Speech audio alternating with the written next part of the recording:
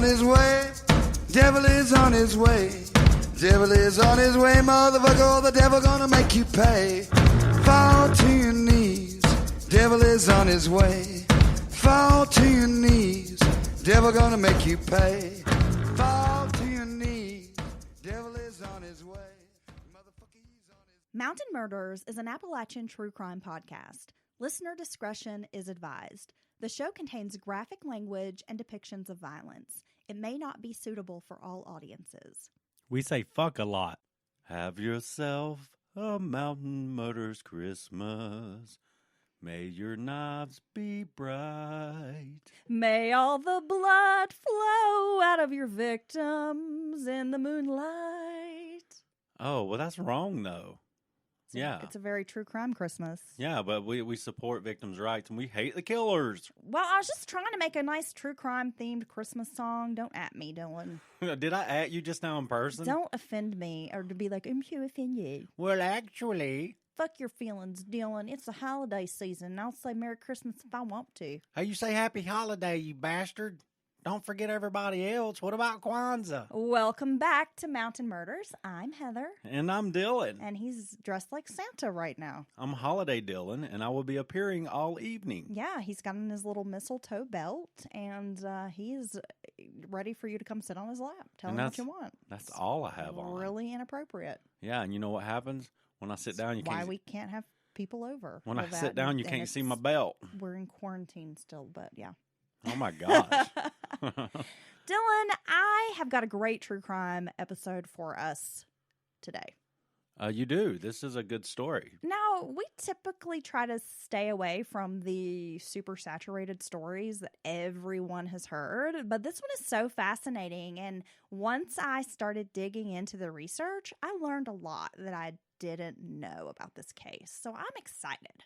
Yeah, and I think you've proven before that you can, even if we think we know the story... You don't know the story. You don't know the damn backstory. You don't know the story like Heather's going to tell you the story. That's right. Because Yeah. you know what? Much like X did back in the day, Heather's going to give it to us. I'm going to give it to you. Oh, my God. I'm going to give it to you. Heather going to give it to you. You know what? I wanted to fight when I listened to DMX's music. Me too. Okay. I still do. Me too. That and Ludacris's Move Bitch, Get Out the Way. Oh, you better not. I wish I could like plug that into like a Bluetooth on my shopping cart at the grocery store and just like run some bitches over. Yeah. Because those people piss me off. Like, watch out, old lady. Lights out. No, I wasn't even thinking about that. I was thinking about the people who have got like 10 kids and they like take up the entire aisle. And they're like all mouth breathers. And I just like want to fuck them up. And that's nothing against kids. We have kids, but control your kids in public. There's a lot of bratty kids out there. You know, some people walk like 5 wide on the sidewalk. Who are those people, too? That drives me crazy. Like, they have no concept of what a single file line looks like. When you Okay, we won't get into all that. Oh my God. We're not gonna. This is Festivus, and we're airing our grievances right now. And this is for the rest of us. You know we bitch all the time. Not today. Yeah, we can't help it. Just wanted to make a quick note before we get started into this excellent true crime story that we will not have an offbeat episode coming up this week on December the 23rd because it is going to be Christmas week, holiday week. Dylan is on his 8-day break, so we're taking a break. We are just going to relax this week. And we're going to be knee-deep in Santa. We might be. Or balls deep in Santa. I don't know what your plan is. And then we will be back on December 27th with a brand new Mountain Murders episode. And the 28th, Dylan, our 2-year anniversary.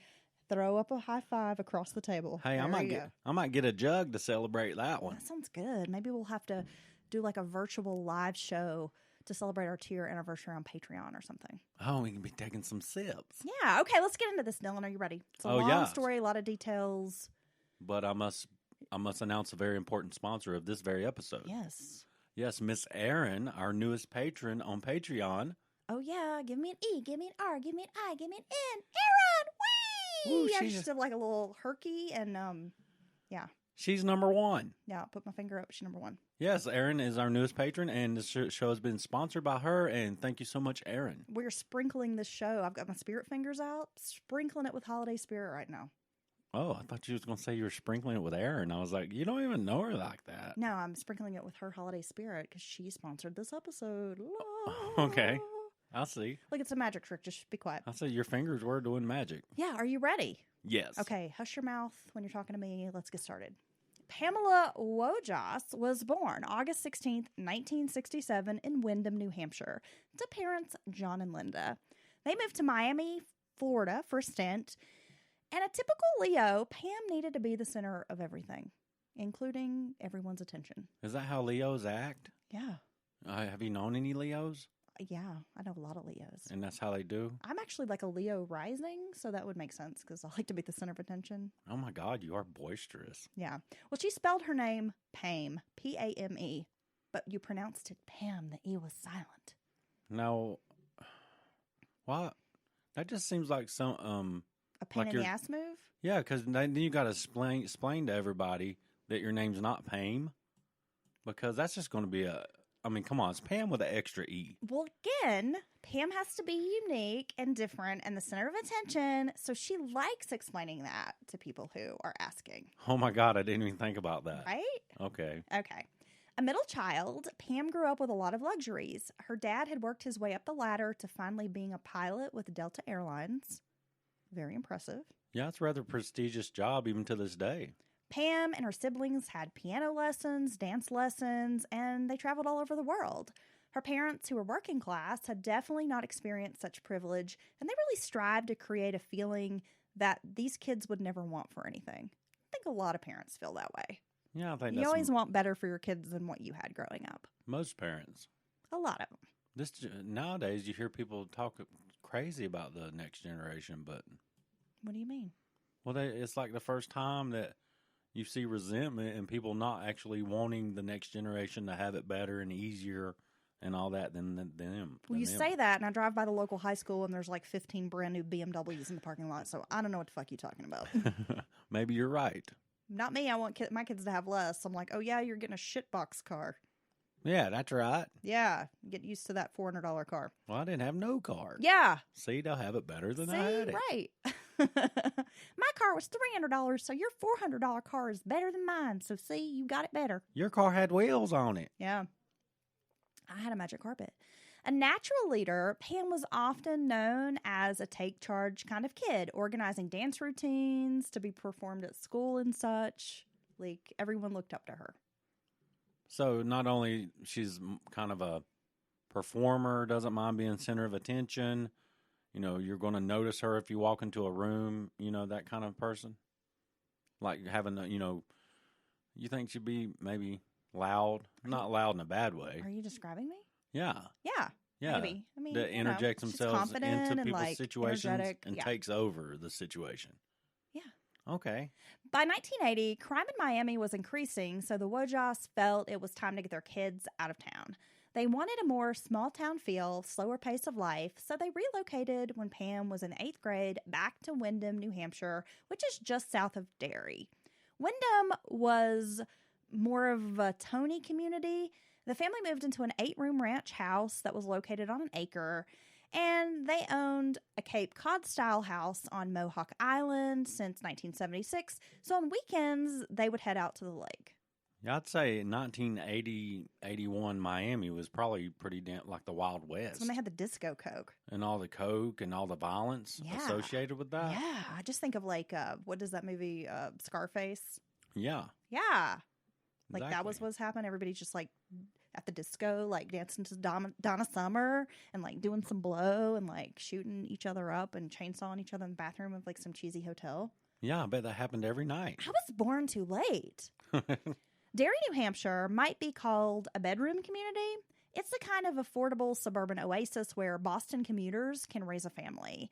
Derry has clean air, open space. Some might think of Derry as a main street come to life. There's decent schools, friendly neighborhoods, and security from the rising rents, drugs, crime. And Derry calls itself Spacetown, USA because native son Alan Shepard became the first American rocketed into space in '61. And though many thought Derry was a great escape from problems, they often brought problems with them. As more folks flocked to the area, of course, more crime came, but we'll get, to that later on in the story. That's what happens to small, quiet areas when people flock there. That's what happened to our hometown. That's what's happening here. That's totally what's happening here. All in all, the family had a comfortable life. Now, unlike a lot of girls her age, Pam's parents were still together, So they were married, this whole time.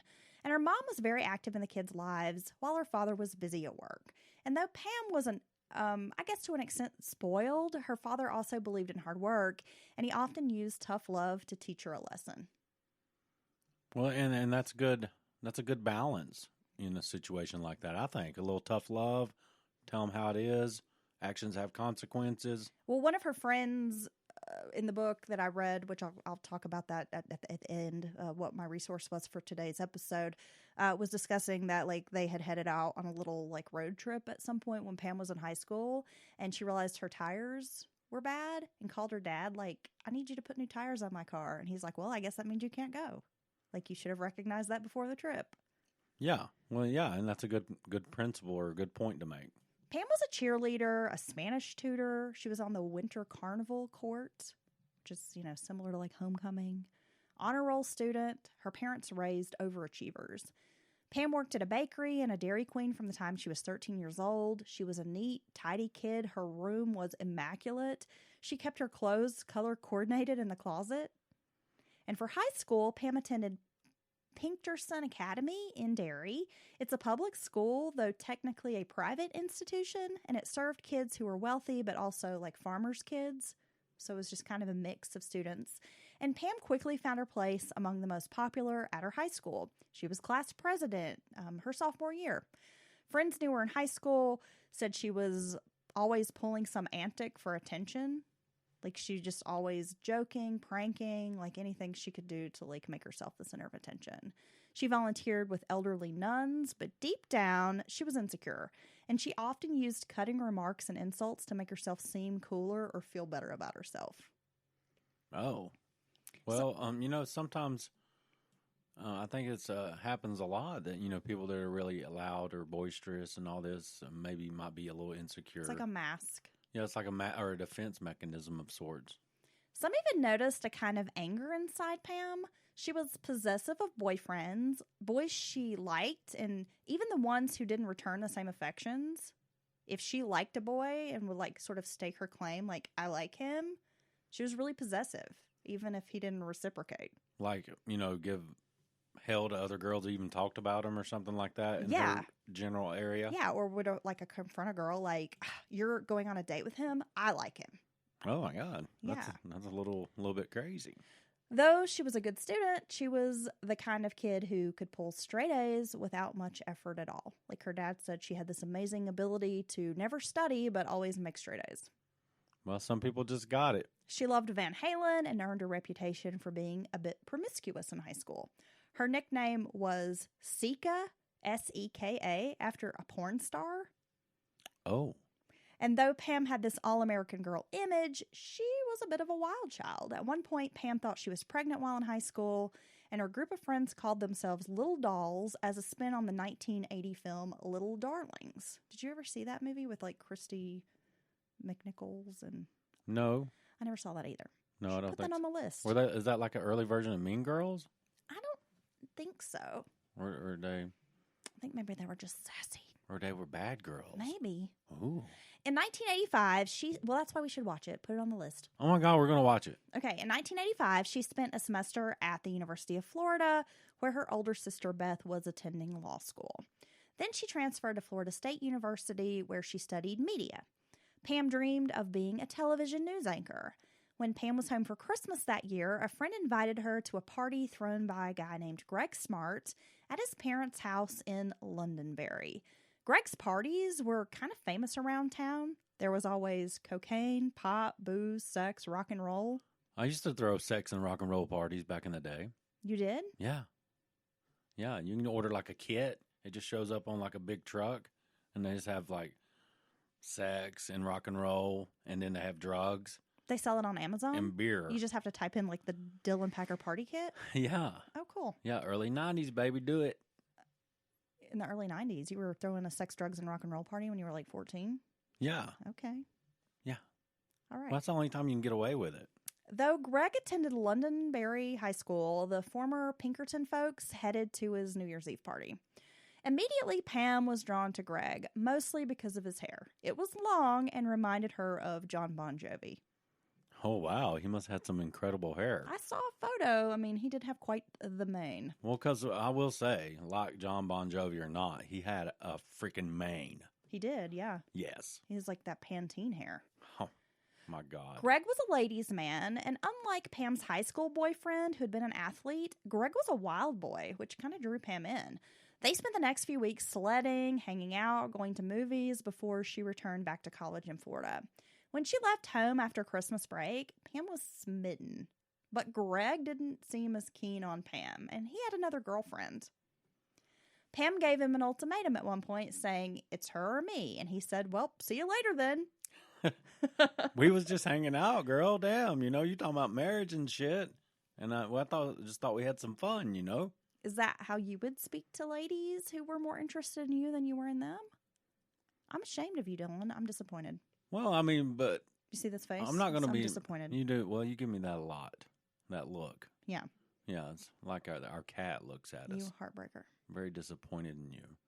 Like you could have done better with your life. Our cat does have that look. I feel like our cat is always judging us. Always. Kitty has this look of like, you're fucked up. She's like a Jewish mother. Like, she's never going to be proud of you unless you're a doctor who marries a doctor. Yeah. Yeah. Kitty's like the Jewish mother cat. Yeah, we could always do better. But by summer, the pair's relationship took a turn. At a friend's birthday party that summer, something clicked and the couple became inseparable. Pam's parents were not too pleased with Gregg because he had the long hair, and the couple spent tons of money on long-distance phone calls when she went back to college. She visited home more often, and Gregg even took a trip to Florida to visit her and brought a friend along. Though it was on this trip, I guess, that he decided he should just move to Florida. And this would have been early 1987. And it was so he could be closer to Pam. This surprised his friends and family. He moved into an old motel that had been converted into some apartments. And though Pam lived in the dorm, she and Gregg spent as much time together as possible. They were both fans of heavy rock music, so they'd go see bands like Motley Crue, or they'd go out to local clubs.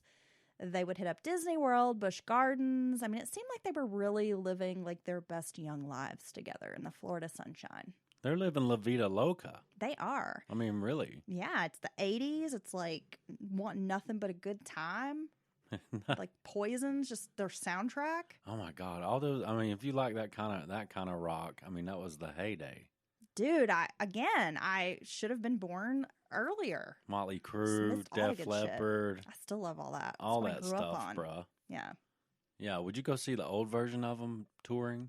I've seen the old version of like most of those bands. Honestly, one of the only hair bands that I haven't seen in concert is Poison. Oh, and you've like seen the rest. I've seen Def Leppard. I've seen Tesla, Firehouse, oh my God. Motley Crue. Damn. Name it, baby. I've been there. Damn. I'm a fan. You had nothing but a good time. That's true. Gregg worked landscaping jobs and grabbed up other side work when possible. Pam mostly devoted herself to school. She worked part-time for the Florida Department of Commerce and also had an internship at a CBS affiliate in Tallahassee. Now, the internship was unpaid, and it really gave Pam a taste of reality. The job was not glamorous at all. Well, I mean, you got to start at the bottom, right? And I've never interned anywhere. Have you? Yeah. And was it unpaid? No, I've always had paid internships. Yeah. Yeah, I think, the whole point, they're like, oh, it gives you experience. You got to learn this hands-on, this or whatever craft or business. But, some companies really take advantage of that. They do. And if you're just mildly having that person come by a couple of days a week or something and, go through the steps, or you're just starting to tell them what the business is really all about, that's cool. But if you're working them 45, 50 hours a week, and running them around like personal slaves. Well, I relate to Pam. I mean, because I come from a background of communications and have worked in broadcasting and that kind of thing. And people do have this idea that it's this very glamorous job. And then once you're like in the shit, you're like, this is not... Well, that's not what people think it is. Yeah, well, that's because when people think about it, they're just like, they think DJ, fun, cool, play music, all the good parts of it. But then they don't think about all the behind-the-scenes work. If you're not the DJ, you might be the person straightening the studio up and cleaning, scrubbing the toilet. Somebody's got to do it. Well, it's hard work, low pay, and Pam could be called at any hour of the night for a fire or some other newsworthy story. And I know exactly what that feels like. Oh, my gosh. There have been times I've been called at 5 a.m. Hey, there's a fire on Main Street. You need to get down there. And you know what? It fucking sucks. Oh, my gosh. It was a lot of pressure to meet deadlines, and other coworkers ran around like chickens with their heads cut off. Pam also hosted a show on her college radio station called Metal Madness. She called herself the Maiden of Metal. And people were usually surprised to meet the conservative-looking Pam. I mean, she was very stylish, but did not dress like a metalhead at all. And during her time at the radio station, she became a promotions director and started arranging concerts. She got to meet her idol, Eddie Van Halen, and got a photo with him, and she kept the photo on a keychain. Like, she was very proud of this. She'll show it to everybody. Well, yeah, why wouldn't you be? Well, yeah, who doesn't want to meet Eddie Van Halen? Now, eventually, Pam and Gregg move in together into a 2-bedroom apartment, but they keep the relationship quiet. When her parents come to town, Gregg would pack up his stuff and stay someplace else. Oh, so they got on the DL. They're on the DL with this. You know, her parents are pretty conservative. She doesn't want them to know that she's shacking up. I think a lot of young people do that. Since the couple was semi-talking about marriage, Gregg eventually is going to scrape together enough to buy her a diamond ring, and it's the one she wants. Not just he's buying her a ring, but it has to be the specific one that Pam wants. Oh. Because what Pam wants, Pam gets. And in January of 1988, he proposes. When Pam came home again to New Hampshire, people noticed changes. Pam was pretty preppy in high school, but now she had a suntan. She had lightened her hair blonde. She wore it really long, curly, the big teased up, curly 80s hair. I know the look, big collars, things like that. She dressed super trendy, would wear like the really tight spandex. Like now, I think now the young people call them like bodycon dresses, but in the 80s, they were just those really super tight spandex. I remember my mom wearing those. And the big hair. Oh, yeah. And the tan. When I think of the 80s, I think of my mom because my mom was super young and hot, and she totally was like, she leaned into it. Embodied all of that 80s. Big hair, don't care. Yeah. Gregg's father listened to his son talk about some future plans with Pam, like all the material possessions the young couple wanted, and his father suggested that Gregg look into the insurance business. I mean, it was not a sexy job, but it would earn him a solid living, and he could provide for his future wife. Gregg studied for the exam and passed it. He got hired as a trainee with MetLife. He cut his beautiful long hair that Pam had been so sweet on. Oh no, he's a damn sellout. Yeah. The couple were uncertain of the future, and Pam was not sure she'd be able to land a job in television. Pam wanted a dog, a Yorkie, but they had very limited finances, and Gregg worked his ass off to save up $400 to buy her a dog that she wanted as a graduation present. Man, damn, Yorkie went for $400 back then? Yeah. Damn. But the relationship wasn't always wonderful because the couple was very much alike. Both had competing personalities. Both liked being the alpha. They both wanted to be the center of attention, and they were both like natural leaders. Oh, that's like describes me and you. No, it's not. And I've said this before. You can't have two shiny people in a relationship. Well, I shine. I'm just saying. You got to have one that doesn't mind like taking a step back, doesn't have to be the same. I mean, you have to have like that balance. I feel like two people competing for the center of the world is just not going to work out. So we've already established that you're the boisterous one, take control, center of attention. So you're the special shiny one is what you're saying.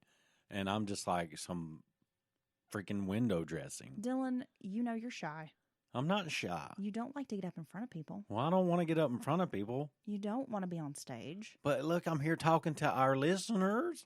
Well, yeah, but that's a different Dylan. That's not the Dylan that I know. This is the real deal. This is the real deal. Dylan I know would like have a panic attack if you try to make him sing karaoke at a bar. Oh, well, no, yeah, you've got me to do some of that. The Heather, you know, will get up and butcher a song and sound like a dying cow. And I don't give a fuck. I'm like, I'm going to sing some Cher to you bitches. And it sounds terrible. I don't care. Oh, yeah, I think you sound good, baby. I I'm just saying. I do have video. Maybe I'll share this to one of our social sites right quick of you drinking, singing Cher. Oh, God, that was bad. And you're so drunk you can't remember the words even though it's your favorite Cher. And it's in front of me, Yes. but I'm too drunk to read the screen. Okay, sorry. Right. So I'm just saying, we both can't be shiny at the same time. I'm awesome. So Gregg, you are, and that's why I love you. Gregg knew how to push her buttons, and he liked doing it. He would spar with her in verbal exchanges, and at other times, he'd just ignore her and say, whatever, which drove her nuts. Yeah, I'd say that doesn't go over well. You don't like that if you're wanting to conversate with me, and I'm just like... When I'm trying to confront you about something, and you just blow me off. Well, I don't blow you off, I just don't say anything. Yeah, that pisses me off. I know. Because I'm like, engage. Yeah, I got to work on that. Say something. She starts getting scarier and madder. That's not true. I just want you to have a conversation with me. So Gregg would take her out to a bar. Then he would comment about the other women that were in the bar, like all night long. Well, that's rude. Like, ooh, she's hot. Check out the legs on that one. Yeah, that's kind of gross. He would be drinking and make lewd remarks, and it would just create these explosive situations. In one incident, Gregg was carried out by a bouncer after he spit beer in Pam's face. So it sounds like Gregg could be a real jackass at times. In 3 years' time, with loading up on extra classes and taking summer school, she earned enough to graduate cum laude. But together, she's got this resume, she does a tape at this TV station, she's got these excellent grades, degree in hand, and she starts searching for an entry-level reporter job. So around this time, Gregg leaves Florida and heads back to New Hampshire. Being new on the job, Gregg thought moving back home might help him get established, as his dad was also in the insurance business. So is she staying there? So she's in Florida right now. Now, both of them had grown up in nice homes and had lots of material possessions. These are both materialistic people. Like, they think they have to have the best of the best. So the thought of being poor, really bothered both of them. Oh, so it's just not going to work for them. They don't want to struggle. They don't want, secondhand furniture. They think they're supposed to just fall into, being upper middle class. Yeah, and all that stuff's expensive. Yeah. I mean, really, the house with all the furniture and all that stuff and nice cars. Yeah, you got to work up to that. They compromised and agreed to settle in New Hampshire as newlyweds. Unlike Pam, who was independent, Gregg was really close with his family. None of the Smart kids ventured too far away, and he liked being close to home, and he wanted to be near his parents. He liked having their support.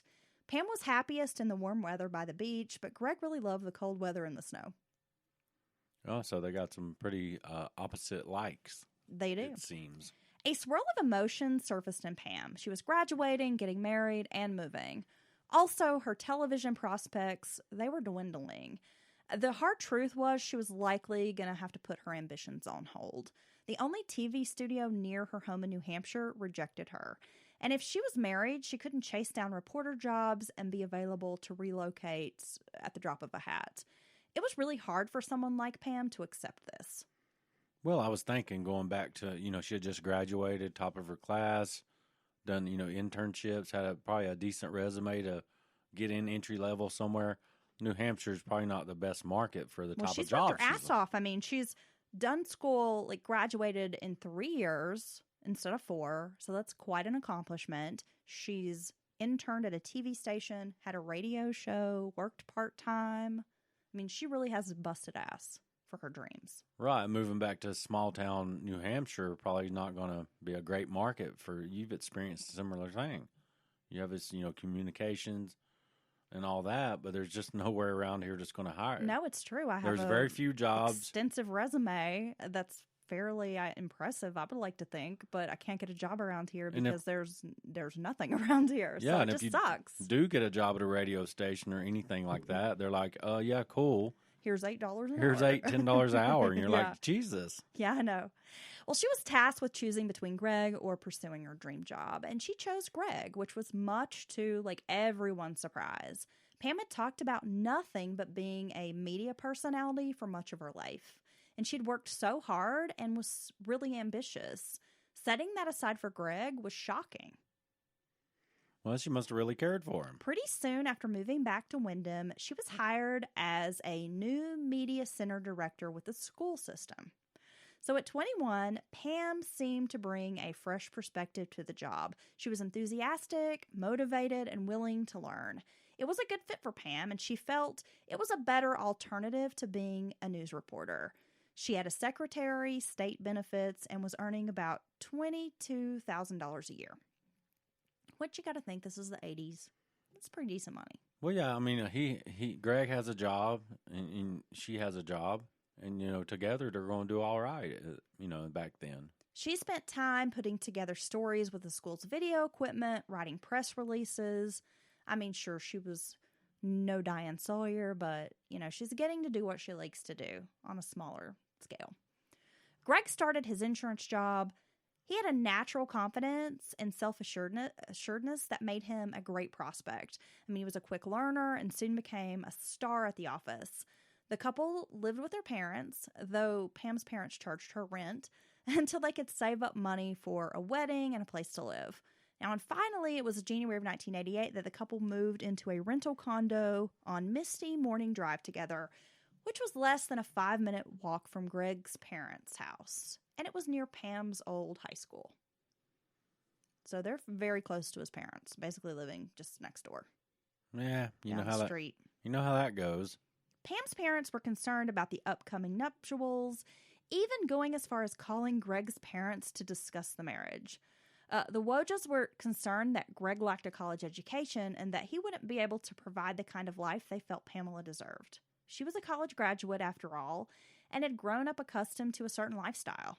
The Smarts essentially had to sell their son to the Wojas. Really? Yeah, had to market their son. They're this far in their relationship, and Yeah. they're still having to be convinced like this? Yes. That's a little weird. Pam was a non-practicing Catholic, but agreed to go through the Catholic marriage classes that were required for the couple to be married in the Catholic Church. The couple was married in a lavish ceremony. They had about 250 guests, family and friends, on May 7th, 1989 at Sacred Heart Church in Lowell, Massachusetts. And this is where her parents had been married 30 years earlier. Well, that's a pretty big event. 250 people, right? The ceremony was an open bar filled with Gregg's friends who were all rockers and metalheads, and they ran up a huge tab for Pam's dad at this open bar. Oh, yeah. They were drinking and throwing down. It was a party. Later, friends would say Gregg wanted to have a good time and couldn't understand why he decided to get married so young, because he's just like a good time kind of guy. So here's his buddies, and they're not just... you always got someone, the few people who have a little too much to drink at a wedding. But here's his whole crew. They're active drinkers, and they're going to drink as much as possible. It makes me think of our wedding. Party down. And our little, after wedding party with our friends. Man, my friends tried to run the bill up on me. Yeah, that's what I'm saying. And it's exactly like that. Your friends are drinkers, and they were like, shots, bring the shots. They didn't even get it up high enough, though. The couple planned a honeymoon in Bermuda. Now, immediately, Gregg's mother, Judy, noticed Pam's spoiled behavior. Just before the honeymoon, Judy visited the couple because they got married and then they didn't leave for their honeymoon. I think it was 2 weeks after they got married that they left for the honeymoon. So Judy visits the couple at their new condo. Pam had a stack of envelopes with money that was given by guests, and she had a list of who had given her how much money, and she was insulting members of Gregg's family who'd only offered $30 or $50 as a cash gift. Well, that's pretty rude. Judy was so angry at Pam's rude behavior. Gregg begged her to stop talking about it, but Pam just kept going on. My family gave us $400, my aunt gave us $400, and your uncle only gave us $30. Yeah, I mean, that's just, that's beyond. Ungrateful. Selfish, just mean. Yeah. Degrading. Yeah. You're talking about his family. And you know Judy what I mean? Smart, immediately recognized this, and she was like, not cool. It was a red flag. And like a lot of young married people, their marriage presented doubts to everybody, and people wondered how long the marriage would last. The couple they were just so opposite in so many ways. I mean, Gregg had no real goals, but he just wanted to have a good time and hang out. He's that kind of guy. And Pam was so driven, organized, goal-oriented. Pam was a control freak. Gregg was super laid back. Gregg liked outdoor activities, skiing, snowmobiling, loved to gamble, and would make trips to Atlantic City to go gambling in the casinos. So he's like a bro. Total bro. Total bro. He's just hanging out. Doesn't make him a bad guy. You just, give him 6-pack of beer. He can watch the game kind of guy. Yep. Okay. Pam wanted to be on a beach somewhere. She hated gambling. Pam depended on Gregg for the bulk of her social life once they were back in New Hampshire. Like, she kind of lost contact with most of her friends from high school. They had all moved on or were at college or had gotten married, settled down. So she's just looking for Gregg's friends, to kind of like fill that void in her life. Well, I don't know if that would work that great to fill that void. Pam felt threatened by a lot of people. One of Gregg's best friends growing up was a woman named Terry, and Pam wouldn't allow him to hang out with her anymore. I mean, how would you feel about that? If your man, your boyfriend had this girl who's his friend, been his friend, they grew up together, would you that bother you? Well, no. I mean, I've had exes in the past who were good friends with women, and it didn't really bother me as long as I knew that it wasn't some shady shit. Well, yeah, it wouldn't bother me. Well, yeah, I mean, I've got guy friends, and you've hung out with them. Yeah. Like Donovan's one of my best buddies. Yeah, I mean, I'm not wired like that. I don't think of things like that. Now, if something happened, then that'd be a different story. Yeah, I mean, if you were like, hey, this is a girl I used to fuck all the time. Oh, by the way, I'm going to go hang out with her. I mean, that's probably not cool. But if you're like, hey, this is little Sally from down the way, and look, my mom has pictures of us like on the playground when we were 5, I'm probably not going to be upset about that. Okay, so that's the two distinctions. Well, kind of. I'll remember that. Yeah. Gregg kind of accepted people as they were, but Pam didn't like anyone who seemed strong-minded or challenged her. So, yeah, there you go. Again, the insecurities, Pam's insecurities bubble up. She does all that, and she is accomplished and probably, I don't know if cocky's the right word, but confident in herself and all that. But if you're really, truly confident and accomplished in all these things, you shouldn't be, feel threatened by people. You should feel like you're good enough. Well, I didn't write down the details of this, but I know Gregg's best friend, a male, and Pam kind of often butted heads because she felt he challenged her, and she don't like that. Yeah, and it sounds like he might not really like her. Yep. And so kind of lighthearted teasing back and forth, It's definitely what it seemed like. Pam's friends, the few she did have, were younger, and it seemed like they weren't as educated or as intelligent, so Pam could easily manipulate them and kind of be like the cool one of the group. Like, she seemed to prey on people that she could, like, easily impress. Their condo at $750 a month was pretty nice for that time. Well, that's a pretty high rent or house payment back then. It was decorated very stylishly, had a lot of new furnishings. They both had nice newer cars. The marriage proved successful, I mean, at least on paper. Gregg won Rookie of the Year award at MetLife, and he earned about $42,000 his first year. See, her parents was like, oh, he's just, only got a high school degree, and all this. But you can go, especially back then, it was even easier to just get a job, work hard, be good at it, and make plenty of money. Well, the couple was middle class, and financially they seemed to be able to afford whatever they wanted. Together, they had about $6,000 in savings, and they began making plans to buy a house. They were typical yuppies at that time. The couple was incredibly tidy and clean, their home kept immaculate. They spent weekends on Mr. Smart's yacht, and they would have dinners at Gregg's parents' house. And eventually, both sets of in-laws kind of learned to love and respect their child spouses, even though, it took a little time. But once they settled in, they kind of grew on. Wait a minute. The other, you know what I mean? Gregg's daddy's got a yacht. He does. And Pam's parents is like, is he good enough? They were taking the yacht out, I think it was to Lake Winnipesaukee, which made me laugh because I was like, isn't that the lake from What About Bob? I think it is. Yeah. The couple would get a limo to take them out to dinner in Boston occasionally. They would take trips to Atlantic City and enjoy the nightlife. They partied, went out to bars like before. However, the relationship wasn't all wonderful. Gregg would still get drunk and kind of start arguments with Pam. He'd spit his beer in her face like multiple times. There were multiple occasions that friends would witness this behavior out of him. Well, spitting on someone is it's pretty bad. You know what I mean? Very disrespectful. It's just like another level. Gregg definitely felt he was the man. And he would tell Pam, "You're not going to tell me what to do or what I can do at my own home." So Damn, she's Gregg. bossy, and he's like, nope. She's bossy, and he's unwilling to be bossed. Yes. Okay. So as you can see, this is not a good situation. So they're making good money between two of them, doing all this cool stuff. I mean, so, all this, they're young and successful financially anyways, but there's still some kind of a tension between them. But at the heart of it, yeah. they just don't seem to be right for each other. Yeah, because there's the ways that they're different and the ways that they're similar are not good.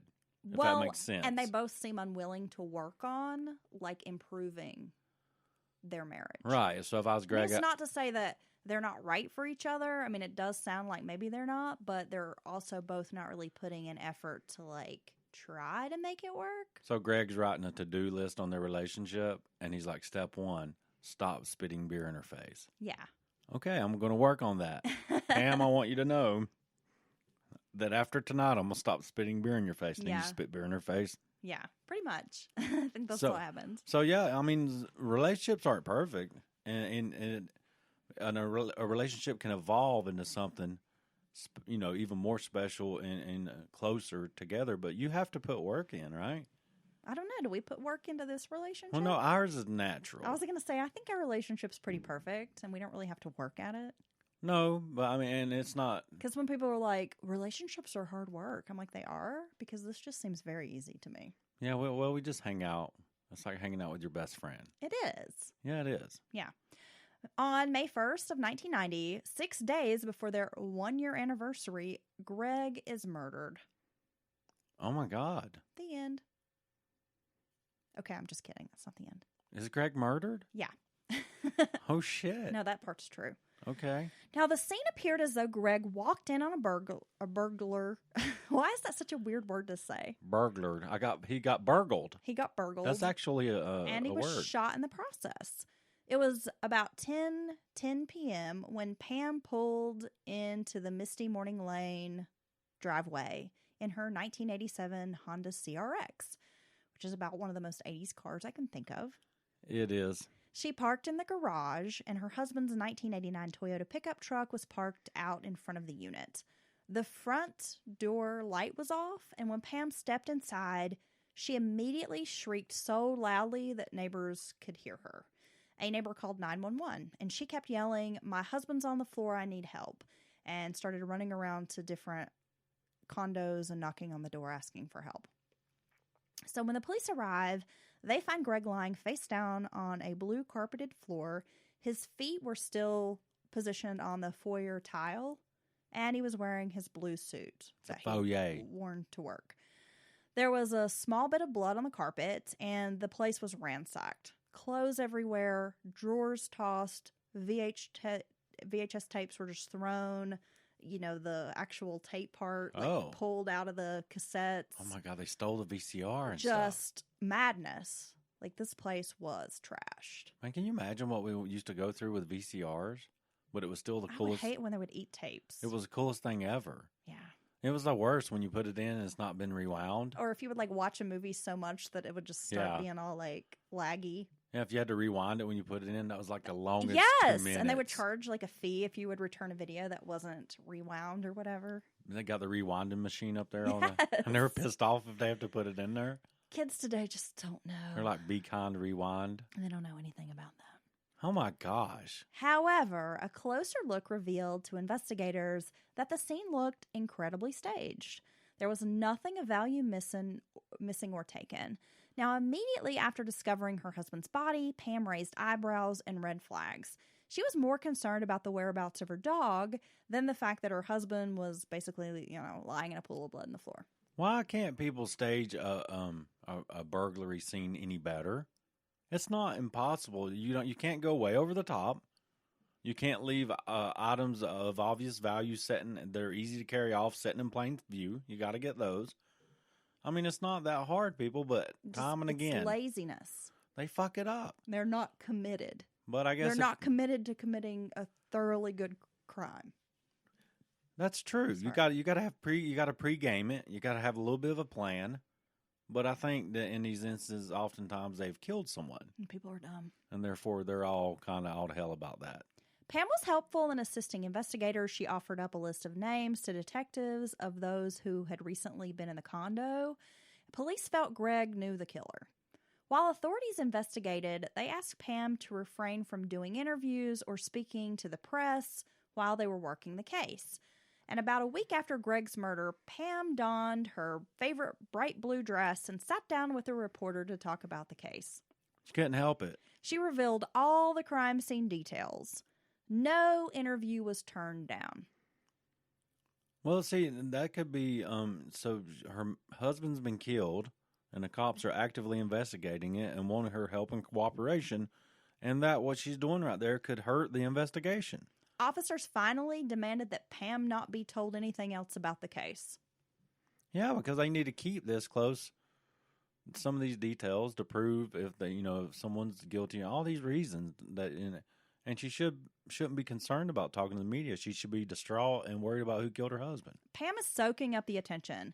This was the kind of spotlight that she craved. However, people noted that Pam seemed to be more interested in making the murder about herself.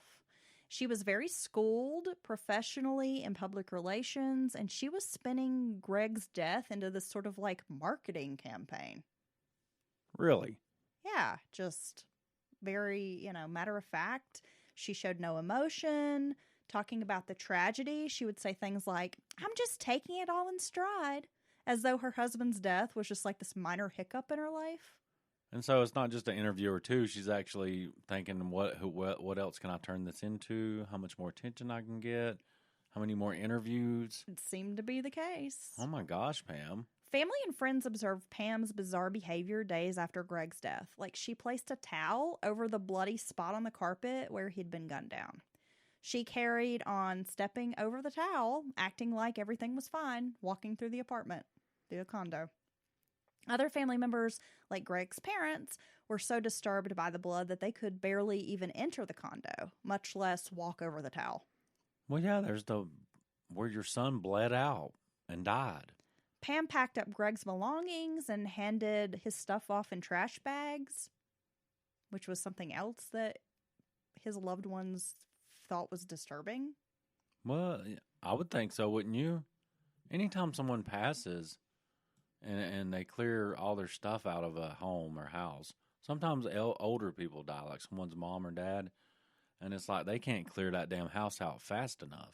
I understand to a point how difficult it would be. I mean, if you passed away, Dylan, I'm not sure I would want to see your shirts hanging in the closet, like reminding me of you. But at the same time, it would be really tough to part with things that you wore, like, your hoodie probably going to smell like you. I mean, it would just be hard to bag that shit up and be like, take it.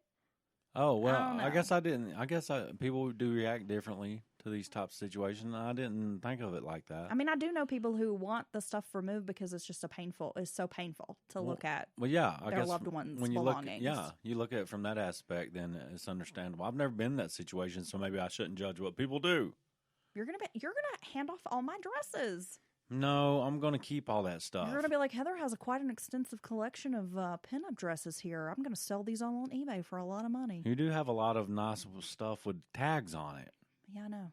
Yeah, so that does have a high resale value. Look, I am a clothes hoarder, and I am not ashamed. Yeah, but if she just did that one thing, got rid of his stuff, then you could be like, well, I'm not sure how she's handling this. Maybe it's for her own personal mental health. Who knows? But, I mean, when you add that to, like, the interviewing about my husband's murder is like a job now and an opportunity, that's weird. The blood stain, just leaving it, not having it professionally cleaned or just throwing a towel over it and carrying on like it's not there, that's freaking weird. So you add all these small things together, then it makes you wonder, right? Pam took time off from work. She stayed at her parents' house, but she wanted nothing more than to be out, like living on her own again.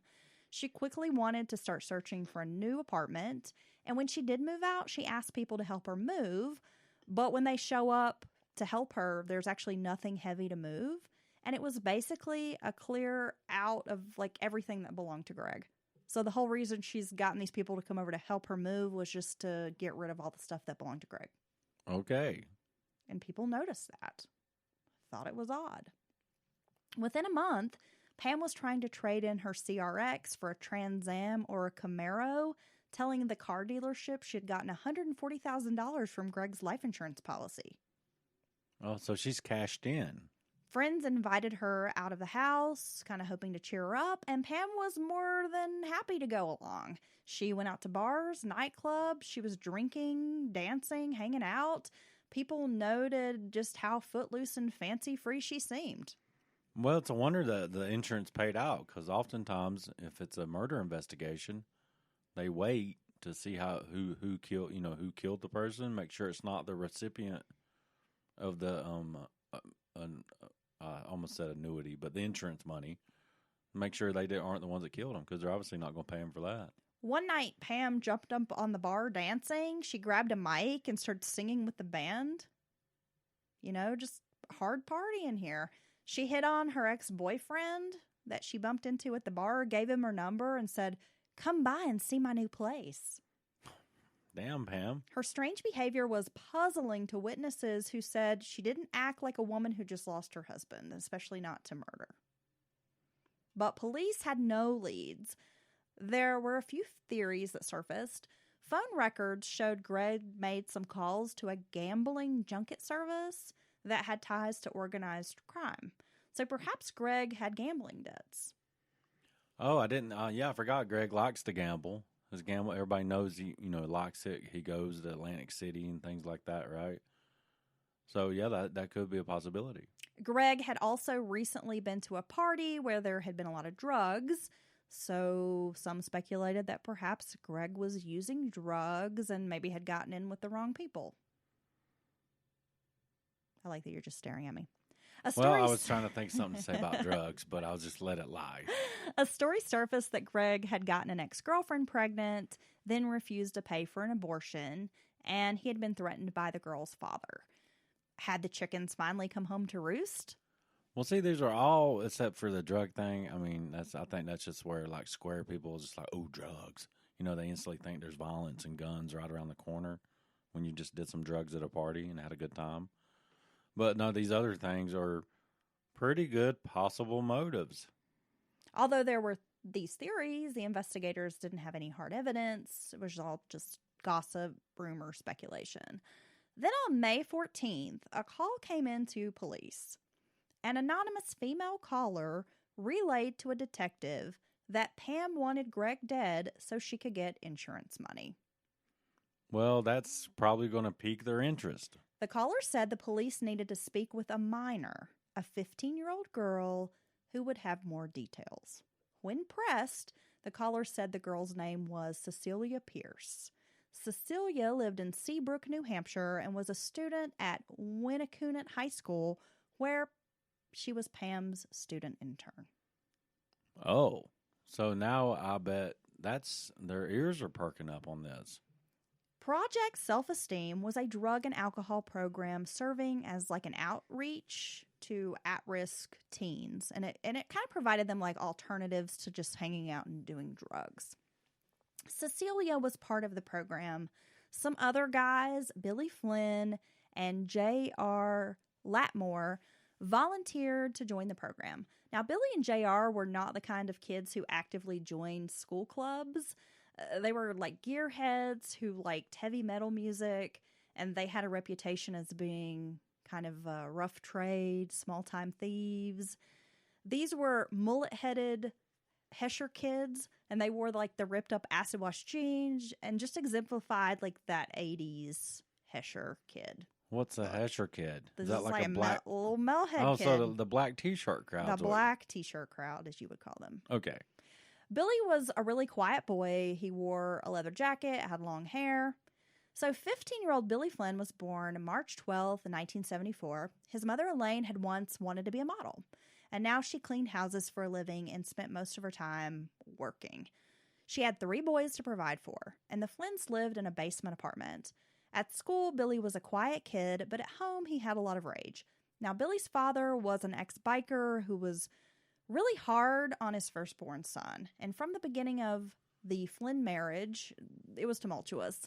The Flynns lived in California until Billy was 12. His parents decided to call it quits, so Elaine Flynn moved with her 3 sons back to New Hampshire in 1986. So Christmas of 1986, William Sr. visited his wife and kids, and there was some talk of the boys visiting him in California soon, spending the summer. And Elaine said this was actually the first time that William Sr. just seemed to, like, be a good dad. Like, he wasn't riding Billy's ass all the time. He wasn't being a dick. Like, he seemed like he really missed his kids and was trying to, like, have this good bonding experience with them over this holiday break. Yeah, you know, there's that one part of, which I don't think there's anything wrong with being masculine. Or, you know, some people go way other end of the spectrum nowadays, you know, like masculinity period sucks. That's not true. But I don't think. But when you insist on your son being tough or rough and tumble, and especially if it's not really in their nature to be that kind of kid or whatever, I just think that's such a, I don't know if cruel's the right word, but that's just a wrong thing to do. Well, I mean, it's never a good idea to be like a total hard ass on your kids or to like pick on them because of their hobbies or interests or because they're not living up to like what your idea is. Yes, exactly. I mean, you're just supposed to like accept your kids. As long as they're not fucking up and doing like criminal shit, then you should just like love them and let them be. Yeah, if they have interests or hobbies that you don't understand or not into, I mean, that's okay. Right. Because people are different. Well, you know, they seem to have this really great time together. And Billy was looking forward to going back to California where he could ride dirt bikes and hang out and, you know, do all the things he had done growing up. But on January 21st of 1987, William Sr. died in a car wreck after getting behind the wheel drunk. And Billy took his father's death particularly hard. Well, I mean, that would be tough. I mean, one day they're there, even if he's been a hard ass, you know, and gets on your nerves a little bit, it's still your dad, and I'm sure he loved him. And then just like that, they're gone. And not only that, it sounds like through his own actions, you know, drinking and driving, obviously very dangerous. That makes it even worse, maybe, in a way. Well, Billy became withdrawn, and he didn't allow anyone in emotionally after this. So right off the bat, Billy Flynn has the hots for Pam. Many of the boys had a crush on her at school. I mean, she was 22, so she's probably one of the youngest staff members at school. She's fashionable, confident, and good-looking. So one afternoon, Billy learns that Pam loves metal music, and that's it. Like, his crush goes from just, like, she's hot to, like, he's head over heels in love with her. We need to headbang together, man. Yeah. Cecilia Pierce was a girl with low self-esteem. She had weight issues, felt embarrassed about being from Seabrook. And I was like, why is she embarrassed to be from Seabrook? So I looked into it a little bit, and it was kind of described as being like Appalachia outside of Boston.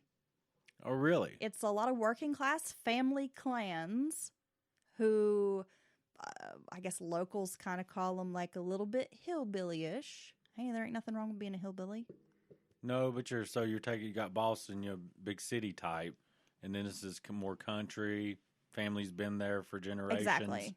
Okay. A lot of close-knit families. They're just working class people, maybe a little lower, you know, lower middle class families. Salt of the earth. Yeah.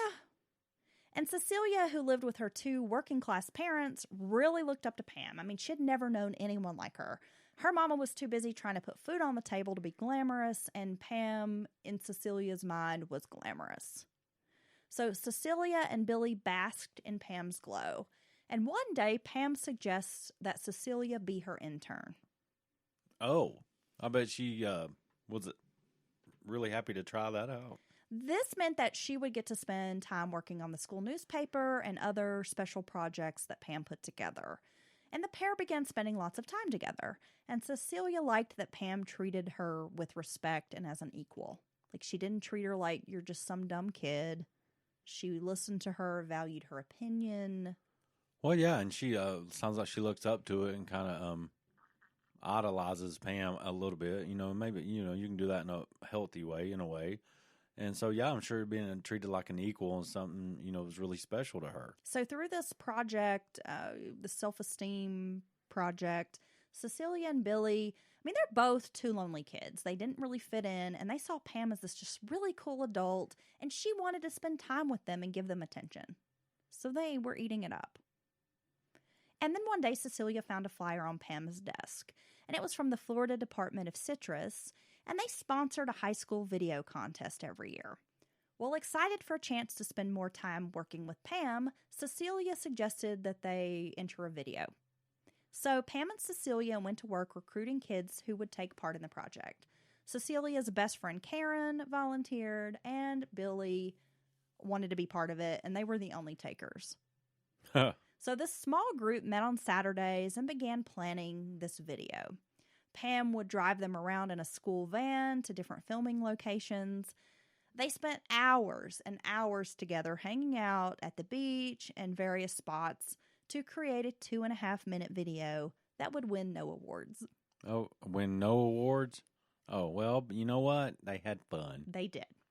Pam's role as like a teacher/authority figure seemed to be fading away. Pam, like I said, took them to the beach. They went out for fast food after school. And Pam even went with them to a teen dance club. Well, yeah, she's 22 and they're, 14 and 15, around there? They're all 15. Yeah, so, that's not a huge age difference. And, you take someone like Pam who doesn't mind surrounding herself with people who are easily impressed, as you described earlier. This is like the perfect, and you know how it is when you hang out with a mid-teen or something, and y'all are cool with each other. It don't take a lot for them to kind of, because you've done all this, you seem like you've accomplished a bunch of stuff, even though you hadn't. All you've done is live to be 22 or 23. But yeah, they very quickly can make you feel like they think you're something special. Well, she acted as though she were a teenager herself, Pam, when she was around these guys. And Cecilia became obsessed with her new grown-up friend. She wanted all of Pam's attention. Pam paid for stuff when they were together. She let Cecilia drive the CRX. And Cecilia's just, all in this friendship. It's her bestie. Cecilia's grades begin slipping, and all she wants to do is spend, every minute she has with Pam. She puts an extra E on the end of her name. With Pam? Yeah, but Cecilia E. What? Cecilia does it. That doesn't make any sense, Dylan. She's trying to be like Pam. Okay. Made sense in my head. Okay. Hey, stupid thing number 2. Well, at home with the Smarts, things were not going well. The marriage was strained, and the couple worked opposite schedules. Pam was up early for work and got home in the afternoons, and Gregg took most of his appointments in the evening hours and often didn't get home till around 10 p.m., as Pam was getting ready for bed. And Pam felt neglected at some point. She even asked Gregg to quit his job, and he refused. After all, he was making good money and gaining success. And the two spent hardly any time together. Gregg spent his free time hanging out with his buddies, doing outdoor things, skiing, snowmobiling, golfing. Pam would spend her free time reading. She would read 5 to 6 newspapers a day. She attended aerobics classes. And when the couple did have a double date with friends, it usually meant that the genders would break off. Pam would end up spending her time with the other girlfriends or wives while Gregg's with his buddies. So yeah, just like you said, they're not willing to change even in minor ways to make this relationship better. Because you could be like, hey, why? Well, that's a little extreme for you to say you want me to quit my job, but why are you feeling like this? Oh, I can arrange my appointments a little differently. I can make sure we have a couple, 3 nights a week where we have more time together in the evening. I'll spend less time on the golf course, more time with I'll you spend on less time on the golf weekends. course, and then every time I am off, since you're already feeling neglected when I'm working, I won't be hanging out with my buddies all day doing dude stuff. After their initial honeymoon, they took separate vacations from each other. That's weird. Pam went with her parents. He went and did something else. Gregg started going to parties without Pam. I mean, they just were spending no time together. And don't you think some of this is just the age?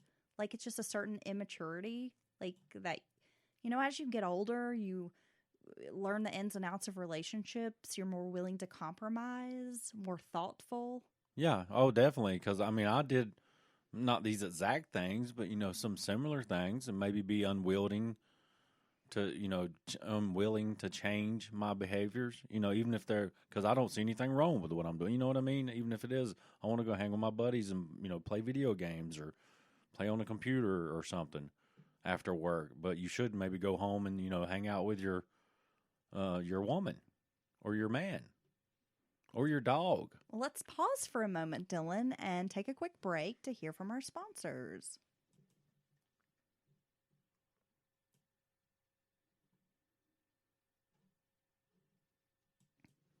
Guess who's back? Back again. Oh, Heather's back. Yeah, we got some more on this Pamela Smart story. Tell your friend. So just before Christmas, 1989, Gregg stays out all night. So, yeah, it seems like they're, I don't know how super close they were. It seems at some point it seemed like they had more fun with each other. But they're definitely not getting any closer, drifting apart, it seems. When he finally comes home, he admits to Pam that, yes, he had cheated. Oh, God, Gregg. A drunken hookup, and it devastates Pam. She's crushed, but she stays with him. Infidelity was simmering at the surface from then on. So now she's always thinking he's cheating now. Oh, no. Like the trust issues just crop up. I'm telling you, it can be done, but... Just can't bounce back from this. It's hard. It's never going to be the same as before either of you cheated. And you can move on and have a healthy relationship, but it's tough. And it takes both of you, number one, getting over it. Which, in your different ways, but you got to get it. You got to buy in. You got to go all the way. Always wondering if your spouse is cheating or lying or any of that is not healthy. We may have listeners who are like sitting in their car right now listening to this, or they're at their desk and they're just like, Heather, you're wrong. But I just feel like you can never get that trust back. And even if you think things have moved forward, I just don't think that you can really make a relationship work after somebody cheats. I think you can make a success. It's not ever going to. It's not going to be the same. It'll never be the same. You can't get that back. I just feel like that's a real deal breaker. You can get to a point. I think, not saying I've accomplished this, but I think you have the possibility of having a relationship to continue, but it's going to be a different relationship. But if one or the other is stuck in that moment, you're just torturing yourself, and it's not fair to either of you at that point to try to keep having a relationship. I guess that's the point, is if you can't get over it, then you just got to split up. Well, shortly after the cheating incident, one night Gregg was drunk and assaulted Pam. She marches to his parents' house in her nightgown and coat and tells his parents what he's just done to her. Oh, shit. She went and told Gregg's mom on him? His father goes to the condo to confront his son, and Gregg was heavily intoxicated and denied hitting Pam. So the next day when he was sober, his dad lectured him about drinking liquor. Like, if you can't handle it, you can't do that. And also, I didn't raise you to abuse women. Well, that's a good dad move. Yeah, his dad was very upset. Like, I did not raise you to be like this. Like, basically, if you ever put your hands on your wife again, I'm going to spank your ass. Which, okay. Let's face it, that's what a dad should do. That is what you should do. That's not cool. No. So while things were falling apart at home, Pam is leading a double life on the coast. Her life at school and away from Gregg was unchallenged. She could be who she wanted. She got adoration from her new friends, and she could just be carefree. She would give Billy passes to get out of class. And at one point, Billy told her that he had a hookup on some film processing. Like, he knew some people who owned a film processing booth or whatever. So Pam brought a few rolls of film in and was like, hey, can you get me a deal on these, a discount? And he's like, sure. So when she picks up the pictures, she's flipping through them, and they featured her dressed in a bikini, and she's doing all these sexy poses. Uh-oh. Pam said she had taken them with hopes of maybe doing some modeling. but that she didn't really like the pictures at all. So she tells Billy, you can have some of those or throw them away. So he takes about 15 photos of Pam dressed in her sexy bikini. He's not going to throw them away. Then one day, Pam confesses to Cecilia that she thinks she's in love with Billy. Now, Cecilia is laughing. I mean, the thought of Pam and Billy together is ridiculous to this girl. Pam's an adult after all, and he's a 15-year-old kid. I'm in love with a student because he's writing his essay in the book. Okay. But Pam was serious, and she asked Cecilia to send Billy by the media center after school so she could tell him how she was feeling. This is, I mean, she's younger, but you're still talking 7+ years older than these kids. These are kids still. Well, and when you see a picture of Billy, he's a fucking kid. He's like a little scrawny, skinny kid. So he's not even bare-chested, ain't even sprouted that first chest hair. So he's not baby-faced. I mean, come on. Big, athletic kid mistaken for an 18-year-old at 15. This is not a kid who looks 20. I mean, he looks 12. Oh my God. He looks very young. Well, this is just wholly inappropriate. It is very inappropriate. In a teacher-student setting, even more so. I mean, absolutely. it's just, you're betraying trust that everyone's put in you. I mean, it's just not right. Right. On February 5th, Pam finally, after beating around the bush, tells Billy that she has feelings for him. Sorry, that was me. Billy was over the moon. He had been crushing hard on Pam for months, and in his hormonal state, he thought this was like the best news ever. Oh my gosh, she's going to have him eating around the tush. He's like, this hot teacher who likes good music and is sexy, and she likes me. Oh, yeah. Jesus, I bet the things he did to himself with those bikini pictures. The self-abuse. Jesus. Oh my God, he went at it like it owed him money. He was roughing up the suspect. Exactly. So meanwhile, Pam begins openly discussing her bad marriage with Cecilia and Billy. She describes verbal and physical abuse, and naturally Billy develops a hatred of Gregg because he sees him as a romantic rival and also because Pam has painted him as a bastard. You know, we're making jokes, but this is an appropriate relationship, and you have this thing in our society where it's the boys will be boys or the where were teachers like that when I was in school bullshit. But it's disgusting. It's because disgusting. It's sexual abuse. It's sexual abuse. She's a predator. It's molestation. It's taking advantage of a child, a young adult, and it is certainly no different than if it was a man and this was a female student. No, the whole situation is disgusting. It's not. And if anyone ever did that to my son or to my stepson for that matter, I would pursue it, full blown. It would not be cool. Wouldn't be giving high fives. No. So I just got to make that clear because I hate that double standard in our society. I hate that as well. It's disgusting. No, I find it very troubling. Well, one day when the trio was driving around, Pam said she wanted to have her secretary killed so she could hire her friend Tracy to be her secretary. Damn. Well, they all think she's like joking around and it seems lighthearted. And Billy kind of jokingly says, well, I know somebody around town, like just messing around. And then Pam gets very serious all of a sudden and says, well, I actually want Gregg dead. Oh, Jesus. So Pam presses on that Gregg will never divorce her. He would never give her up. And if they did divorce, Gregg would get everything. So Pam's going to have no money for an apartment, no place to live. She's not going to have anything nice. Like her life's just going to be so ruined in this divorce. And that sounds like you problems. Why are you telling me this? That the only way she could ever be with Billy is if Gregg is out of the picture. So after a few days, she's confessed her feelings. Pam drives Billy home from school, and inside his mother's house, in their basement apartment, she goes into his bedroom, closes the door. Now, his mom and 2 younger brothers are home. Ugh. This is just so gross. That's gross. The pair is canoodling on Billy's waterbed. Oh my God, Billy had the full-blown waterbed. And they're kissing while listening to Motley Crue's Starry Eyes, or Starry Eye song. It's just so romantic. I think I just threw up in my mouth a little bit. God, the waterbeds back then. God, you get in them, you can't get up out of them. What kind of self-respecting, grown-ass woman is going to go to this boy's house, his mama home, And his siblings. with his little brothers, go in his 15-year-old kid bedroom that probably smells like a gym sock, I guarantee it.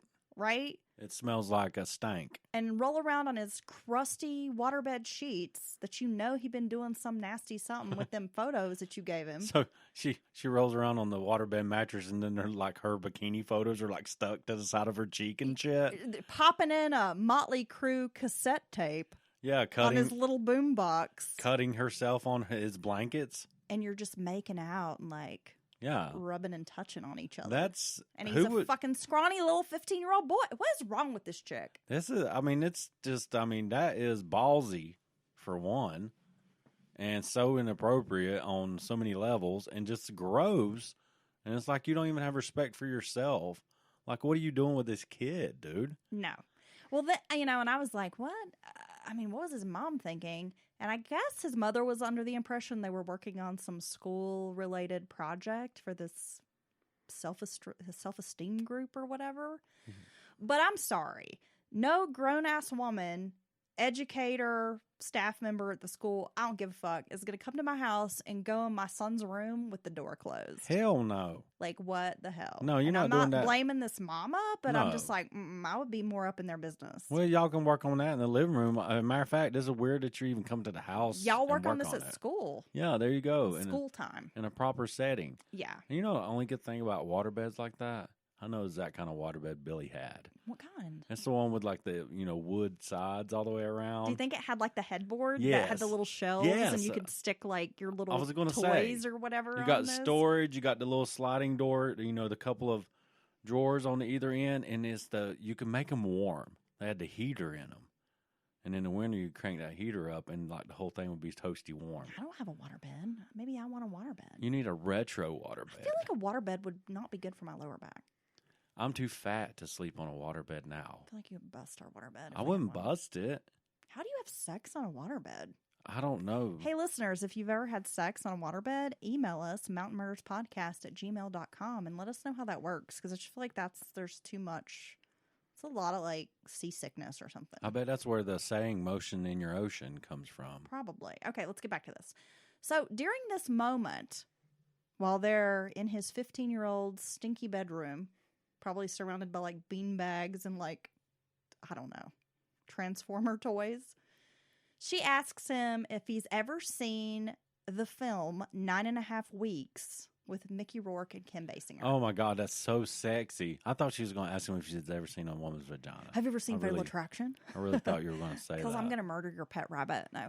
Billy says no, and then Pam describes a scene that she thinks is so sexy in the film. And it's the scene when Kim Basinger, like, performs a striptease dance. And it's to Joe Crocker's Leave Your Hat On. Joe Crocker. Yeah, Kim Basinger did she liked to do the sexy stuff, You right? can leave your hat on. I like the Etta James version of that song better. Yeah. Well, anyway, she promises that one day, very soon, she's going to dance for him.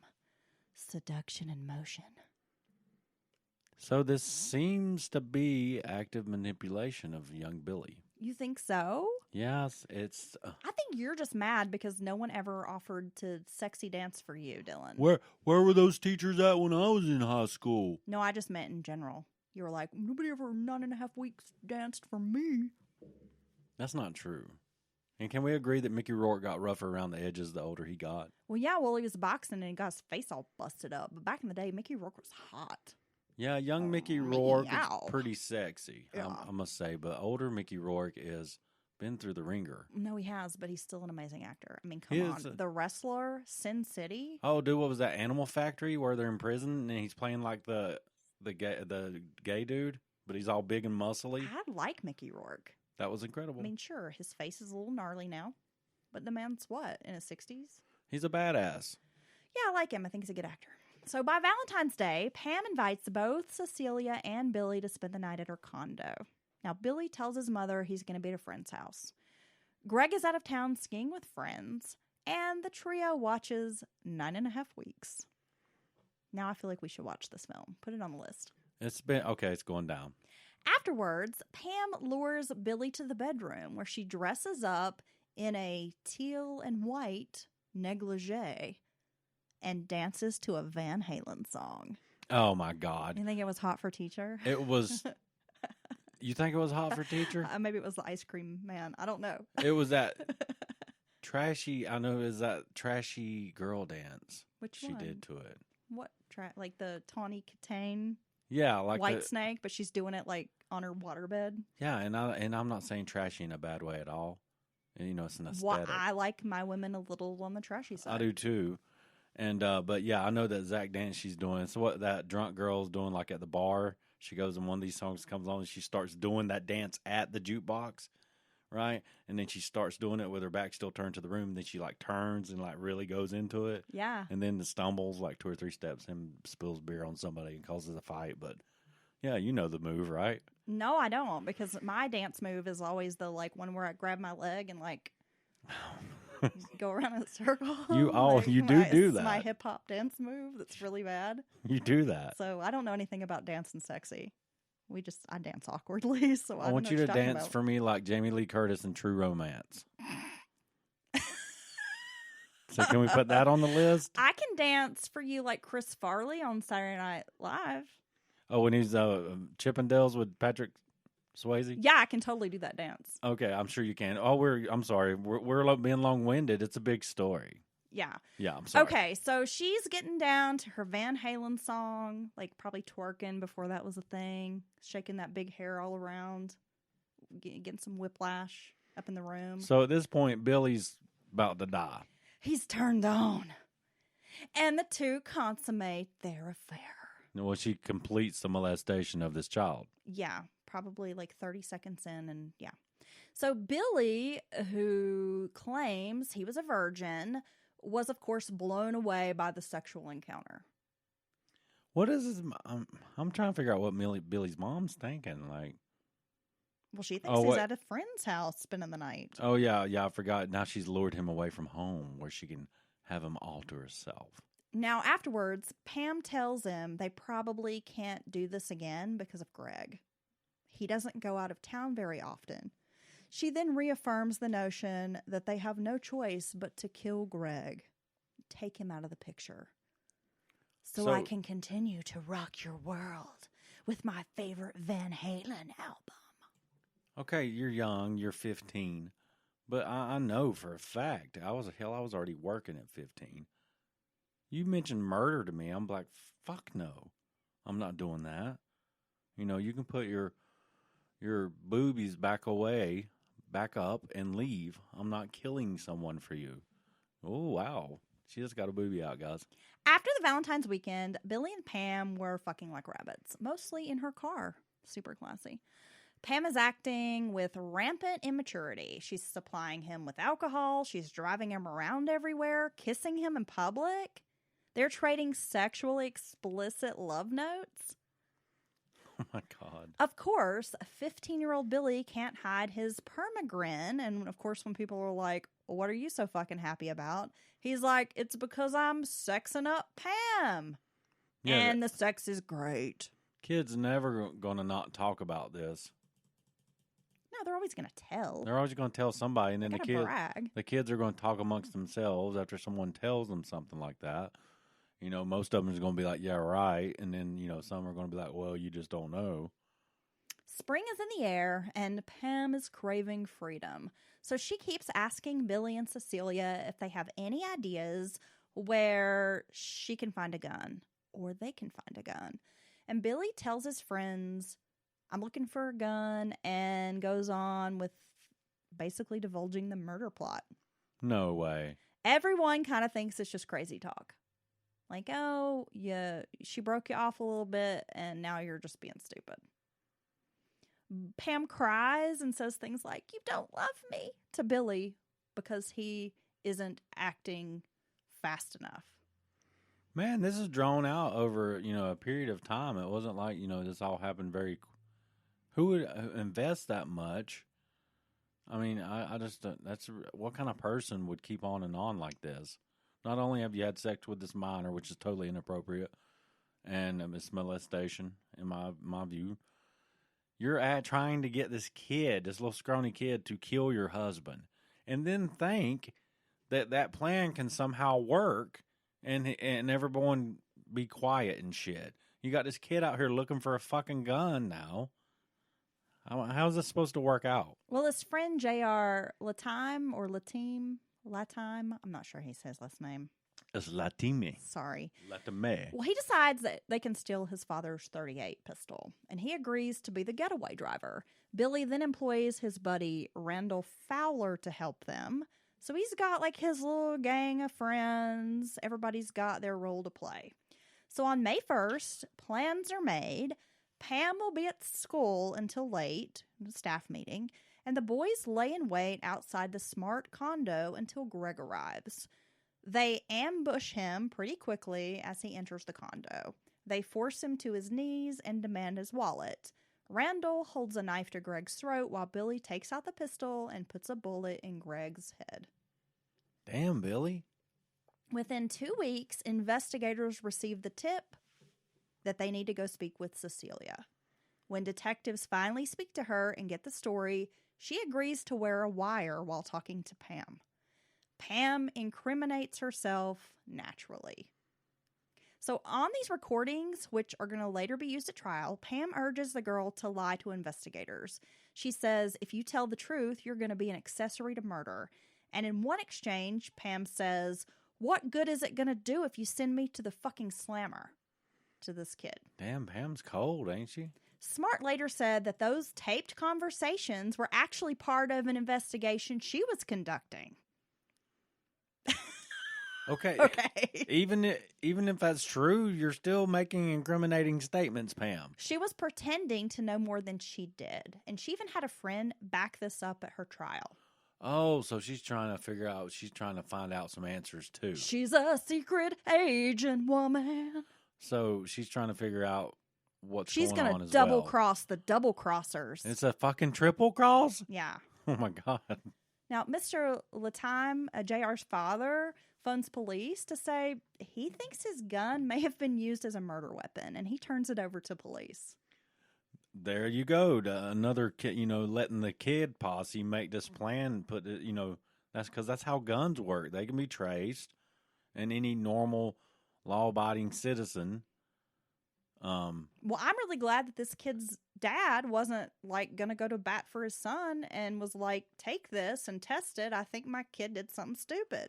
Well, that's what a normal person would do, but yeah, sometimes some people would cover that up and lie because it's their son. Well, I think a lot of people probably would. Yeah, but I wouldn't. I would do what he's sell doing. my kid down the damn river if I thought they did something shitty like kill somebody. Dude, you're not going to put a body on my gun No! and bring it back and put it in my top drawer and just act like it's cool. Well, this isn't the damn mafia, y'all. No shit. Now, in the meantime, Pam is living her best life, acting as if nothing's wrong. She's spending the insurance money. She's making all sorts of plans, feeling like she got away with murder. She's got her young buck, a dead husband. A young buck who's DTF. She's getting ready to buy a Trans Am or a Camaro.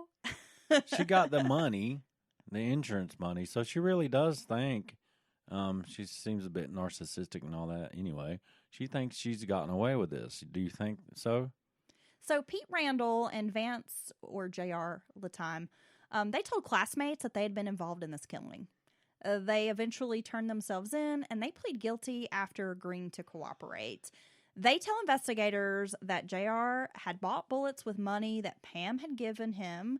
They told detectives that Pam Smart had orchestrated the whole thing, down to leaving the condo door unlocked so they could surprise Gregg when he came back from work, instructing them to make it look like a burglary, and even offered those kids $500 each if they would kill Gregg. Okay. So on August 1st of 1990, Pam is approached by a detective who tells her he has good news and bad news about Gregg's murder. Haha, I know what he's going to say. The good news is I've solved the case, and the bad news is you're under arrest for murder. Boom. And that's what he tells her, which is pretty great. That's awesome. The story broke the news. I mean, this was probably one of the first major true crime stories that was broadcast on every channel and splashed across newspapers. It was just an absolute media circus, like hot young teacher seduces student into murdering husband, that kind of thing, even though Pam wasn't a teacher. But, they kind of ran with that whole narrative. Yeah, what's crazy is nowadays, like, you see that story, like, every couple of weeks. It seems to be like a rash of like these young female teachers who want to have sex with their students. Yeah. And on occasion you see a male teacher, but there was a while there, I feel like 2008, 9, 10, that it was like constant. Yup. Female teachers taking advantage of their young male students. It's true. Pam's trial begins March 4th of 1991. The prosecution has a field day painting Pam as a sociopath who manipulated children. She was a devil woman with a magic wop who seduced a malleable teenage boy to murder for her. Pam admitted to the affair on stand, but denied having anything to do with the murder. She stated the murder was solely on Billy and his friends, and that if she made any comments that he misconstrued, that was on him. So her wop could do tricks. I guess so. Like pull a rabbit out of a top hat, things of that nature. Yeah.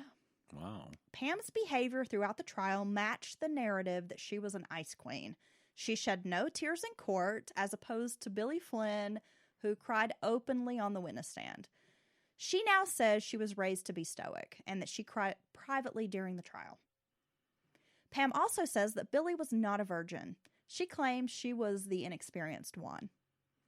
See, that it don't matter if Billy was a virgin or not. You were still manipulating this kid.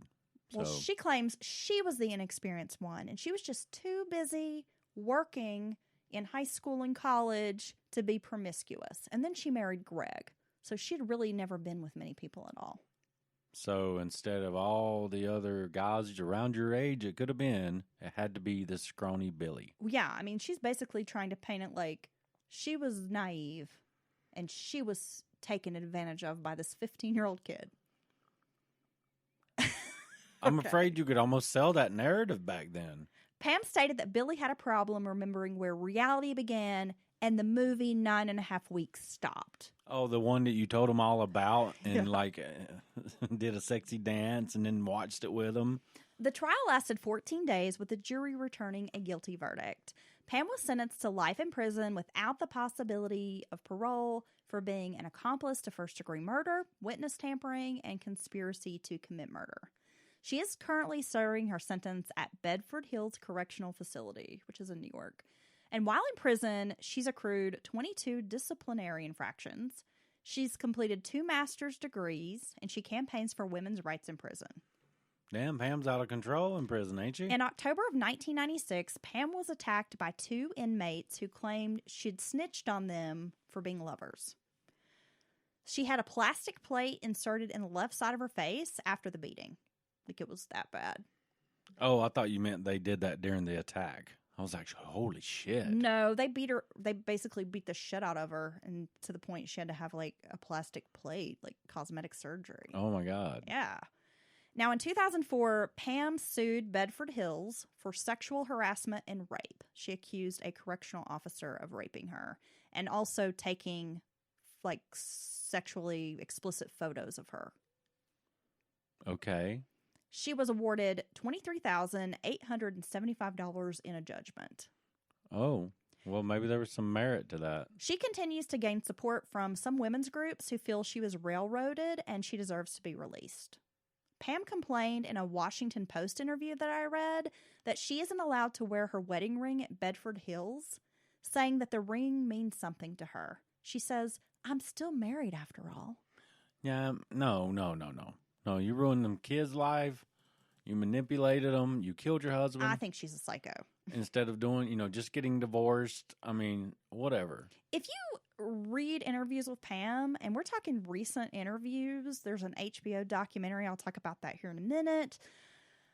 This woman accepts like zero responsibility for what she's done. And she really feels like she's the victim in all this and that she deserves to be free and that it's just not her fault. So there's no remorse. Mm-mm. She got way too much time for all she did was talk someone into killing her husband. Yeah. Not that big of a deal. Right. Okay. Yeah, it makes sense. Well, in 1992, Billy Flynn was given a life sentence after being found guilty of second-degree murder. But he was granted parole in March of 2015 and is now a free man. I can't remember exactly when it was, but I guess they went back and said, youth offenders couldn't be given life sentences. Right. And so they, reviewed his case. He spent 25 years in prison. They let him out. He was married he got married while he was in prison, got a college degree, and basically told the parole board he really wanted to get out and try to do some good in the world. Well, I mean, like I said earlier, I knew at 15 I would be like, screw you, I'm not killing someone. I knew what right and wrong was, but he was still pretty young, and he was definitely manipulated by her. Well, he's an impressionable kid who recently lost his dad. Yeah, if it wasn't for her, this certainly wouldn't happen. So I'm sure Gregg's, family and parents may think differently, and obviously that's their loved one that was murdered. But, I mean, I don't disagree with someone doing 25, 30 years. You let them out. They were a kid when that happened. I think if anyone can reform and change and be remorseful, it would be someone in that circumstance. Well, I did read some interviews with Gregg's, I believe it was his brother. Now, early on, when he was up for parole, the brother was like, fuck that guy, he killed my brother. But then later, the second hearing or whatever in March of 2015, before he was finally released, the guy's like, hey, if he's turned his life around, he's done good in prison, he's a model prisoner, and he wants to get out and do some good in the world, I hope he does. Well, yeah. So, there you go. Maybe time has healed that a little bit. Now, his accomplice, Randall, was released June of 2015, so both of them served 25 years. Wow. Latime and Fowler were both paroled as well. So all Damn. 4 of these high school kids that were involved, they're all out now. Damn, nobody get a break for state's witness or anything? Cecilia Pierce, she moved to Missouri with her family after the trial. She has since moved back to New Hampshire, where she's a registered nurse, and she volunteers for animal rescues. Now, Cecilia did sell her story to Hollywood and was able to make a little bit of money off of the story after it broke. But, looking back, she's like, Pam's a horrible person. Well, yeah, she was manipulated as well. And maybe they didn't take it seriously or think she was serious, but any of these kids, young people, could have went to the cops. They could have went to their parents, brought some kind of attention to this, but they didn't. So that's unfortunate. But yeah, I'm surprised. So everybody who went along, the driver, his little partner, or got the gun, his daddy's gun, all these people, they caught real time. Yeah. Wow. Okay. Now, I think the Latime and Fowler were given lighter sentences, perhaps. Right. But, as a getaway driver and all that. But still, yeah. I mean, they did make some plea deals, but they still did get time. In 2014, there was an HBO documentary that was released. It's called Captivated, The Trials of Pamela Smart. There's a lot of interviews with her. It's a pretty interesting documentary. It just makes me mad because I feel like Pamela Smart really tries to play up this, she pretends like she's the victim, always. Yeah, well, I just feel like she has no remorse for what happened. She orchestrated the whole thing, but now she's like, oh, I deserve to be out. Yeah, I think all murder is horrible, and there's different degrees of violence involved in the murder. It makes it worse or whatever. But I think the contracted hit on the loved one is one of the worst. Because, this is supposed to be somebody you're connected to, be it your family, you're married to them, and then you manipulate, typically, someone impressionable or someone of, with some kind of issues that you can use against them and manipulate them for whatever reason, and then draw them kind of into your web of lies, put some kind of pressure on them to kill the person. I think it's horrible. I think it's a very wicked thing to do. Now, there is a film that came out in the 90s that is loosely based on this story, and it's called To Die For, starring Nicole Kidman and Joaquin Phoenix. Oh. Have you ever seen that? No. Well, I like the movie. And in the Washington Post interview that I wrote with Pam, she talked about how she was sitting in like the prison break room and this movie came on, and just how humiliated and horrible she felt because like everyone there knew it was about her, and that it just, the whole story was wrong. It just got her wrong. And I kind of think that's funny. I'm like, good bitch. Yeah, I'm glad you're humiliated. Good bitch. Watch the movie. Because what you did was horrible. But I like the film. It's like a Gus Van Sant movie. And one of the resources that I used today is a book called Teach Me to Kill by Stephen Sawicki. It's a great title. And it's a pretty good book. I got a lot of information. There is a ton of like news articles, documentaries. I mean, this was a big case in the 90s. Yeah, this was one of, like you said, I think you could put in probably the top 5 big cases that kind of broke nationwide. Definitely. First broke nationwide. But I thought we should cover it here on Mountain Murders because it was so fascinating, and I felt like there was a lot of information that I was not aware of. Well, no, I did not, as usual, didn't know all that about their backstories and their history and kind of why they acted like they did, maybe in this situation. Horrible situation. That was terrible. Gregg certainly didn't deserve that. He might have been kind of brutish and, or whatever, a man in a way, typical man in some of his ways. But no one deserves to be murdered like that. No, that's an assassination. They should have just gotten a divorce. That's an assassination. I mean, seriously. Well, let's face it, Dylan. So many of these true crime stories, murders would have never taken place if they would have just fucking gotten a divorce. Right? Just get a divorce. Just get the damn divorce. Liquidate everything. The worst thing in the world is not losing property or losing out on money. Just suck it up and move on. Everyone's going to be happier in the end. Be an adult. Exactly. Oh my gosh, that was a long one. It's a very long one. Yeah, but you know what? I feel good about that because here we are at the holidays.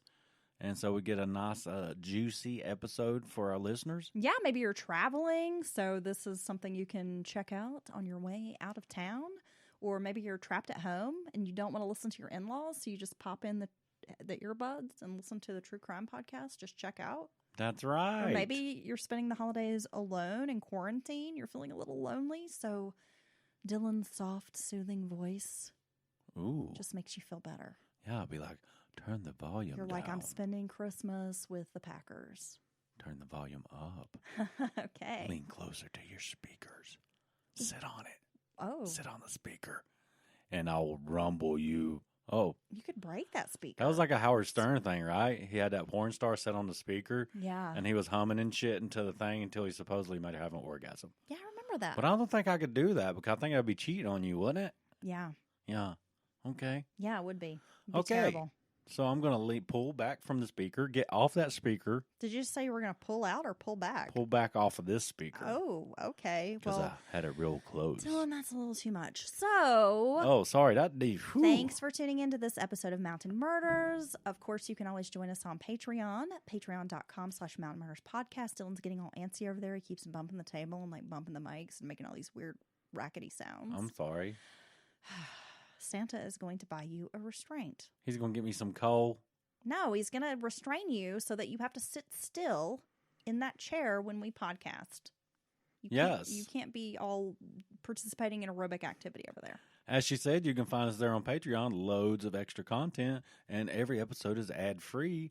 And we've had some quite a bit of few people join lately. Okay, that was clean. It's a very Dylanism. Yeah, and what was it you want? What was the question you asked on mountainmurders.com, mountainmurderspodcast.com? What, fuck. Just leave that in. I'll fuck that up. mountainmurderspodcast@gmail.com. Is that the whole? I just wanted to know about people screwing on waterbeds. Yeah, that's it. So look, guys, if you've had experience with that, guys and gals, your waterbed screwing story. Yeah, we want that, and we're going to read that on air. So if we're going to read it. We're going to replace your waterbed sex story. We're going to replace the night before Christmas with your waterbed sex story. Oh my God, we're going to read it to the family. Okay. I'm just kidding. We're not going to do. Yeah, I would read it to my mom. She would think that's fucking hilarious. So yeah, hit us up with that or any other fun thoughts or experiences you've had. And Heather, take it from here. Yeah, so we're going to have a listener episode come up soon, listener stories. Feel free to email us if you have a crazy, scary, funny, weird, strange story. We love to hear from you guys. And again, that's mountainmurderspodcast@gmail.com. We hope to release one of those listener stories soon. And also, this week coming up, we will not have Offbeat on the 23rd, but we will be back on the 27th with a brand new Mountain Murders True Crime episode. Hope you guys have a safe and happy holiday, whether you're celebrating Christmas, Hanukkah, Diwali, Kwanzaa. Ooh, Diwali. It's an Indian festival. Ooh. We love you guys, and we hope that you're safe. Have a wonderful holiday season. If you're a non-believer, you don't celebrate, good for you, bah humbug. Oh, she's celebrating, guys. So there you go. Christmas. All right, guys. Bye. Thank you. Thank you, and come again.